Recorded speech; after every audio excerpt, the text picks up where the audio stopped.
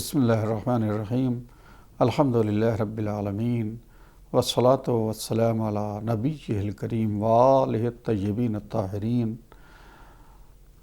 لا سیما بقیت اللہ فی الارضین واللعنۃ الداعمۃ علی اعدائہم اجمعین، اما بعد۔ ناظرین محترم، کل تک جو آپ کے سامنے گفتگو ہوئی امامت اور خلافت کے حوالے سے، اس کے علاوہ امام کی خصوصیات، مولا کائنات کی افضلیت، آپ کے تعین اور منصوب ہونے کے حوالے سے، اسی طرح سے غدیر میں آپ کی ولایت اور مولائیت کا اعلان۔ اب آئیے ہم تھوڑا سے اس غدیر خم کے حوالے سے جو حدیث غدیر خم ہے، ہم اس حوالے سے کچھ گفتگو کریں، جس کے بارے میں علامہ سید سی اختر رضوی علی اللہ مقامہ مرحوم نے جو ہے وہ کچھ چیزیں اپنے رسالہ امامت میں لکھا ہے کہ سب سے پہلی خصوصیت حدیث غدیر کا متواتر ہونا۔ دیکھیں، دو حدیثیں ہمارے پاس ہیں، ایک ہے حدیث ثقلین، انی تارکم فیکم الثقلین کتاب اللہ و عترتی اہل بیتی ما ان تمسکتم بہما لن تضلوا بعدی ولن یفترقا حتی یرد علی الحوض۔ اور دوسری حدیث کیا؟ حدیث غدیر، من کنت مولا فہذا علی مولا۔ یہ دو حدیثیں بڑی اہمیت کے حامل ہیں، اور دونوں حدیثیں نہ فقط علماء تشیع کی کتابوں میں بلکہ اہل سنت کی مستند کتابوں میں درج ہیں، اور ان دونوں حدیثوں کو سینکڑوں محدثین نے ملا کر اور الگ الگ دونوں اعتبار سے درج کیا ہے۔ چنانچہ نواب صدیق حسن خاں بھوپالی یہ تحریر کرتے ہیں کہ حاکم ابو سعید کہتا ہے کہ حدیث ولایت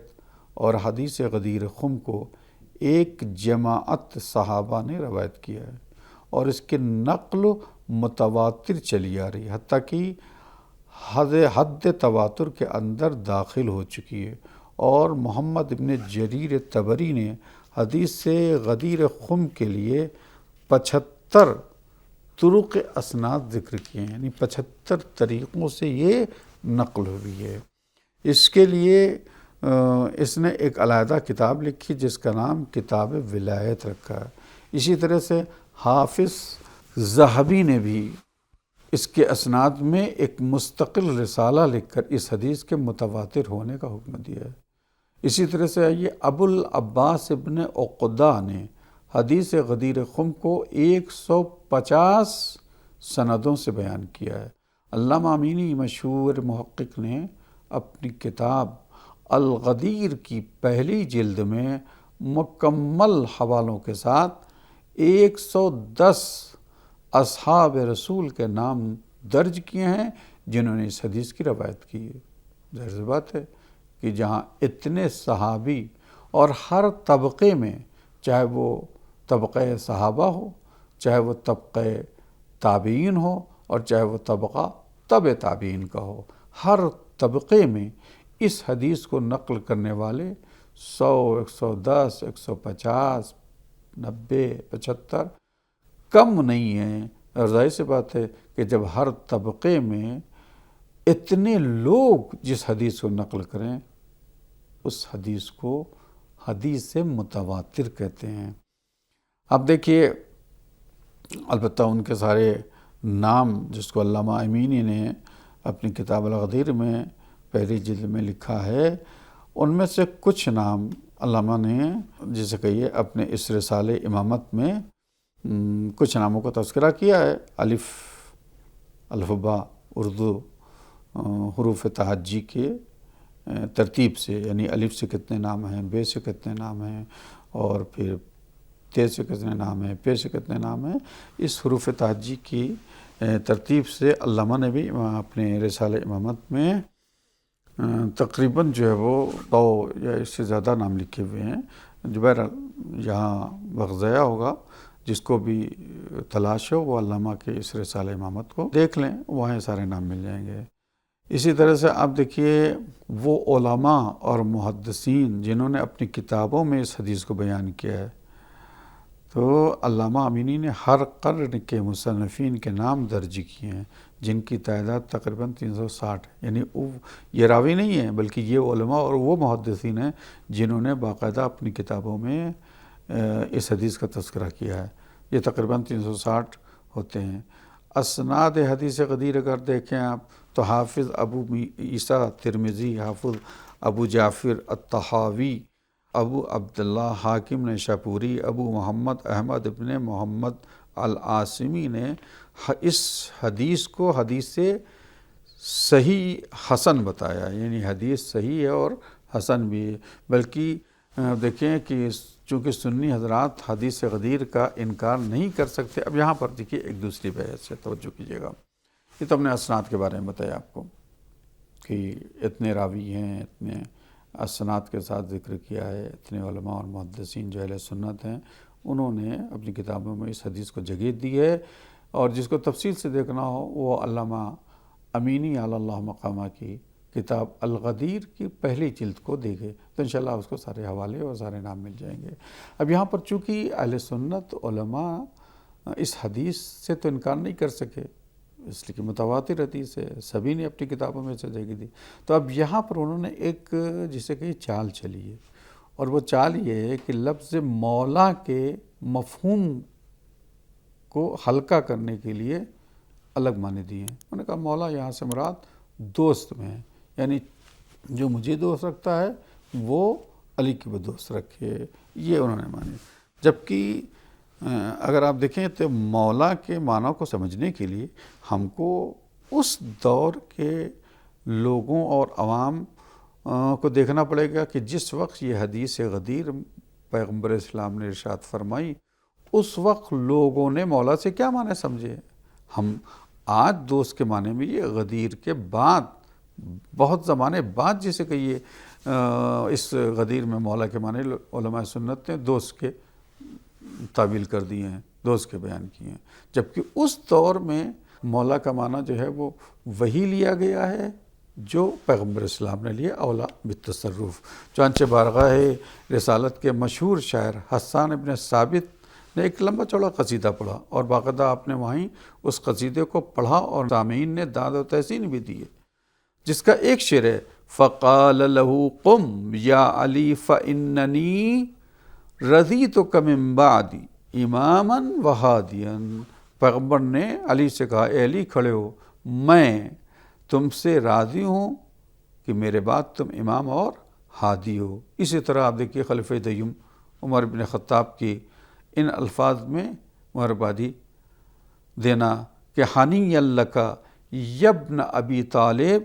اصبحت و امسیت مولا کل مؤمن و مومنۃ۔ مشکوٰۃ المصابیح میں یہ حدیث ہے، یہ روایت کہ مبارک ہو ابو طالب کے بلال، آپ مولا ہو گئے کس کے؟ ہر مومن اور مومنہ کے۔ اس طرح خود مولا کائنات نے خود بھی معاویہ کو جو ایک خط لکھا ہے اس میں آپ فرماتے ہیں کہ پیغمبر خدا نے روز غدیر خم اپنے تمام اختیارات مجھے سونپ کر تمہارا مولا بنایا۔ اس کے علاوہ حضرت کے بہت سے صحابہ کرام نے بھی اپنے اشعار میں غدیر خم کا واقعہ نظم کیا، جہاں انہوں نے مولا کے معنی حاکم اولا بالتصرف کے لیے۔ ایک بات دوسرے یہ کہ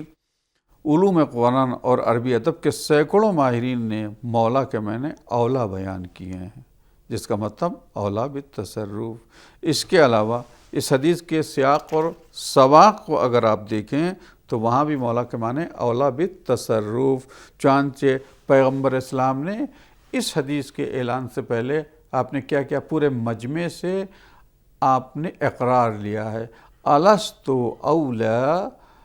بکم من انفسکم، کیا میں تمہارے نفسوں پر تم سے زیادہ اولا نہیں ہوں، اولا بالتصرف نہیں ہوں؟ اور جب لوگوں نے اقرار کر لیا کہ بلے یا رسول اللہ، یقیناً آپ ہمارے نفسوں پہ ہم سے زیادہ حکومت رکھتے ہیں، تو آپ فرماتے ہیں من کنت مولا فہذا علی مولا۔ تو یہ خود اس بات کی دلیل ہے کہ یہاں مولا کے معنی اولا بالتصرف کے ہیں۔ اس کے علاوہ اعلان کے فوراً بعد اللہم وال من والا وعاد من عادا وانصر من نصرا واخذل من خذلا، یہ خود دعا اس بات کا اظہار کرتی ہے کہ یہ کوئی غیر معمولی ذمہ داری نہیں ہے کہ جس کے نتیجے میں پیغمبر اسلام جو اس طرح سے دعا کریں جو کہ دشمن اور جو لوگ اس کو دوست رکھتے ہیں، اے اللہ تو اس کو دوست رکھ، جو علی کو دشمن رکھیں اے اللہ تو اس کو دشمن رکھ، جو اس کی نصرت کریں تو اس کی نصرت کرے، جو اس کو چھوڑ دیں تو اس کو چھوڑ دے۔ یہ جو دشمن اور دوست یا اس طرح کے الفاظ کا جو استعمال کر رہے ہیں پیغمبر اسلام، یہ صرف ایک ایسے شخص کے لیے نہیں جس کی دوستی کا اعلان کریں، مجھے دوست رکھتا ہے وہ علی کو بھی دوست رکھتے، یہ حقیقت میں کوئی بہت ہی اہم ذمہ داری دے رہے ہیں، جس کے بعد یہ دعا کر رہے ہیں کہ جو اس کو دوست رکھے تو اس کو دوست رکھ، جو اس کی مدد کرے تو اس کی مدد کر۔ اسی طرح آپ دیکھیں کہ صحابہ کرام بھی جو مبارکبادی دے رہے ہیں یا ان کے اظہار مسرت میں لفظ مولا کے جو معنی ہیں وہ وہی اولا بالتصرف کے ہیں، لہذا اس میں کوئی شبہ کی گنجائش نہیں ہے۔ اس کے علاوہ موقع، محل، حالات، اور اتنا اہتمام، اتنا طویل خطبہ دینا جو وہ صرف اس لیے کہ جو مجھ سے محبت کرتا ہے وہ علی سے محبت کرے، یا جس کا میں دوست ہوں اس کے علی بھی دوست ہیں، صرف اس لیے آپ نے وہ دوپہر چلچلاتی دھوپ میں قافلے کو روکا، پالان شتر کا ممبر جسے کہ یہ تیار کرایا اور پھر باقاعدہ لوگوں کے سامنے علی کو اپنے ساتھ ممبر پہ لے جاتے ہیں، صرف اس لیے کہ علی کی دوستی کا اعلان کریں۔ یہ ساری سیاق و سباق، حالات، مقام، فضا، ماحول، آپ کا انداز بیان، یہ سب اس بات پہ دلالت کرتے ہیں کہ یہاں مولا کے معنی دوست نہیں بلکہ مولا کے معنی اولا بالتصرف کے ہیں۔ عزیزان گرامی، ابھی بھی وقت ہے، خداوند عالم نے آپ کو عقل سلیم دی ہے، آپ ابھی بھی آپ کے سامنے راستے کھلے ہوئے ہیں صراط مستقیم کے آنے کے لیے۔ اللہ نے آپ کو عقلی دلیل دی ہے، آپ ابھی بھی آزاد ہیں، اپنی عقل سے صحیح فیصلہ کریں اور وقت ہوتے ہوئے صراط مستقیم پر آ جائیں، علی اور اولاد ولایت کو قبول کر لیں، انشاءاللہ دنیا بھی آپ کی بہتر ہو جائے گی اور آخرت بھی ہمیشہ کے لیے آپ کی بہتر ہو جائے گی۔ ہم اس پیغام کے ساتھ آپ سے الوداع، خدا حافظ کر رہے ہیں۔ والسلام علیکم ورحمۃ اللہ وبرکاتہ۔